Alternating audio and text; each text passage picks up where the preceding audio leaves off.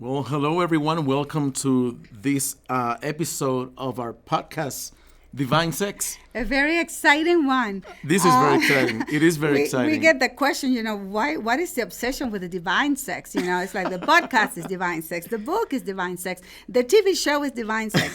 And, it's like for so many years, sex has had that connotation of negative, not good, unclean.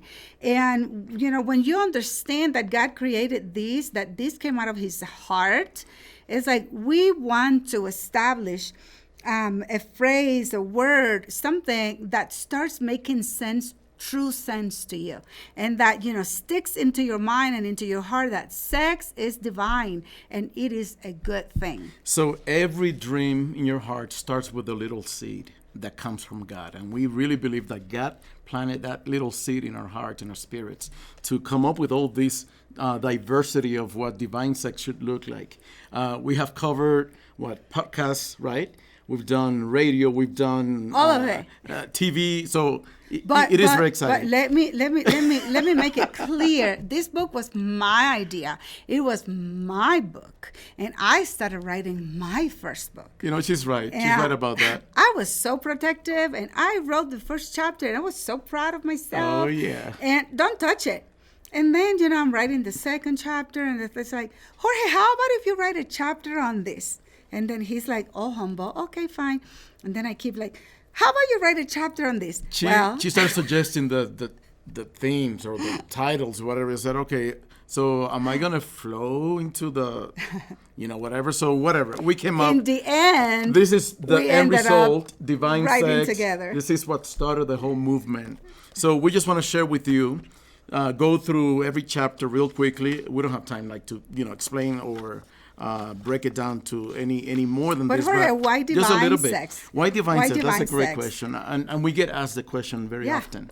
Divine sex because, unlike what the world wants to describe sex as, we still want to protect the integrity of the essence, the initial design.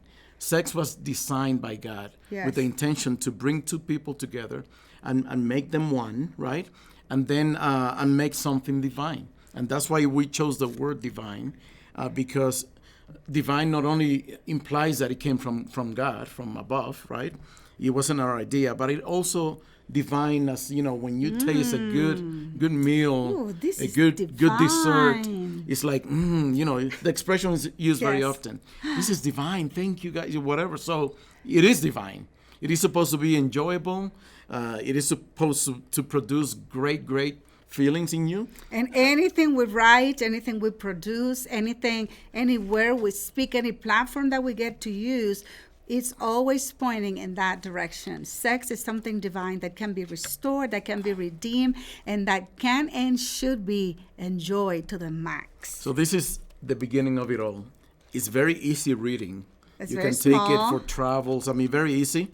And we just want to break each chapter real quickly to help you see where we were, where our minds were, headed to when we started writing this book. So the first chapter talks about sex, a great idea. Yes. Because it is a great idea. It's amazing. It's an amazing idea. But why is it a great idea? It's not because we came up with it. And some people think that they've created sex and they've deviated creating all of these things. That is not. The great idea is because God created sex. It was in his mind, and he spoke it as a blessing over man and woman. So that's why it is a great idea. That chapter 2 is actually, this great idea is to be applicable over two people. Sex for two. Yes. Chapter 2. I love that. Not for one. But for two. Not for three. But for two.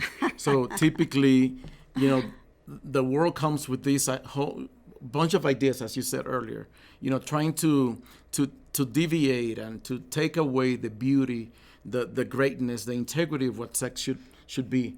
And it's actually made for two. Yeah. It's not just one. So we explain, we break it down there. But it's important, that it's not for one either. for that individual sex or for that person that also, like if it's not self-gratification, that is in a relationship, but is driving it just for their own pleasure and for their own enjoyment. So we go into all of that on the chapter. The maximum expression of it comes out of the two. Yes. So that's why we wanted to present that. Chapter 3 is called, it's one of my favorites, The Color of Sex. Who wrote that chapter? Denisa wrote this chapter. Yes, Disclaimer. because we like colors, because we like diversity, because sex is not boring, because we don't want to be black and white. We want to enjoy all the diversity of what God created in it. And sometimes people think, and that's part of our mission, educating, people think that is same channel, same time, same thing, same position. It's like, no, God was very creative. And in the context of his holiness, we have every color of the spectrum. It's available. They are available for us. A lot of people love in black and white. And it's not even love. They try to connect in black and white. Yes. It doesn't really produces the same and results. in the book we go, it doesn't produce the same results. Explaining how it looks when a woman loves or expresses herself in black and white and when a man does it. It's pretty cool. Very interesting. So let's move to the next chapter, which is, I lost my place here. Okay. Chapter 4, Enemies of Sex. Yeah. This is basically, we create a list for you to understand what are those things that oppose good, healthy relationship, good marriage, and we just to name a few: sex addictions, adultery, family, lies. I mean, we go down the list, and it's very pretty. And we've done previous episodes. You can search for those on some of these enemies. Right. So then we move to chapter 5. This is probably one of the most popular. Phases of sexual intimacy. Yay! Here we go. We break down like the 1, 2, 3, 4. The steps of lovemaking. 4 phases that we have come up with that are ideal for an encounter. Yes. So something that you start, creating, crafting from the beginning of the week, so that your day is actually very well taken care of, right? Yeah, you can look through them. We've done conferences on this topic because it's pretty, people have a lot of questions. Let's just give them one. Okay. First phase the first for one. Great lovemaking is creating the right atmosphere. Yes. So we're just gonna live with that. How does that look like? A great atmosphere for lovemaking? Well, you need to read the book. Okay. Next one is chapter 6, Health, Hormones and Disorders. And we, of course, had to do as sex therapists. We needed to put something in there that was a little bit more technical, health related, so that you can identify some of the issues that actually need a health professional. Dysfunctions, so that you understand the ups and downs of hormonal issues with females, but also with males, in the process of aging. None of that stuff needs to stop the process of lovemaking. We just need to understand it, address it, and then continue moving on. Right. Sometimes the disorders create some fear related Yes. to like reaching out or pursuing each other. And the books will help you. This book will help you understand why that's not always the case. So then we move to chapter 7, Gentle Sex Equals Divine Sex. Yay! Jorge wrote that chapter, and I was so proud of the content. Well, because, I don't know if you guys know, but intimacy is an art. And I really go through that definition, Yes. the way I understand intimacy. It's like learning to play an instrument, a musical instrument. You're not born knowing, how to hit those keys. However, when you go through the discipline, I want to learn, I want to expose myself to the knowledge, then you acquire those skills that are going to make you a better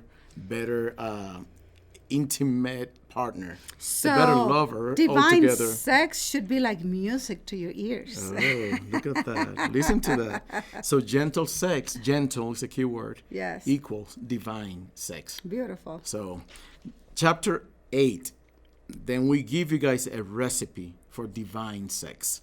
What is the recipe? What are the 1, 2, 3? What are So you know what to do. the action steps to take in order to create that gentleness, that divine aspect of sex. And this is of for the both connection. males and females. Oh yeah, we cover both. We're not just gonna hit the man and leave the woman outside.